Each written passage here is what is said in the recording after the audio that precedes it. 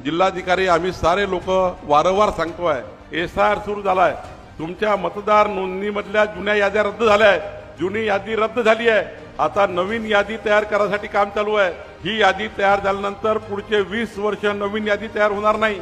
या यादीमध्ये तुमचं नाव आलं नाही, तुम्ही हा विचार कराल मागच्या यादीत माझं नाव होतं, या यादीत तसं नाही आहे. जुनी यादी रद्द झाली आहे.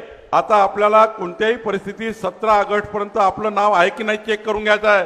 ज्यांचं नाव नसेल त्यांचं नाव कधी येणार नाही. मग अन्नाची योजना बंद, रेशनची योजना बंद, साऱ्या योजना या बंद होणार आहे. कारण आधार कार्ड आणि मतदार कार्डला तुमची योजना जोडणार आहे.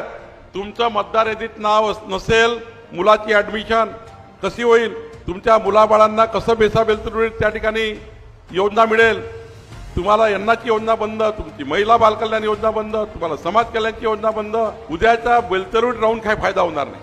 घर आहे पण फायदा नाही, कारण मतदारच नाही आहे, हक्कच नाही आहे. ना गावावर हक्क ना मतदारावर हक्क. आणि म्हणून माझी विनंती आहे, बेलतरुडीत राहणारा नागपूर जिल्ह्यातल्या प्रत्येक माणसाला, प्रत्येक मतदाराला माझी विनंती आहे की 17 ऑगस्टच्या आत आपला फॉर्म भरून घ्या.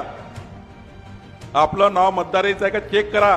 महसूल विभाग, महाराष्ट्र शासन. अधिकृत माहिती आणि महत्त्वपूर्ण अपडेट्स मिळवण्यासाठी आजच महसूल विभागाच्या सोशल मीडिया हँडलला फॉलो करा.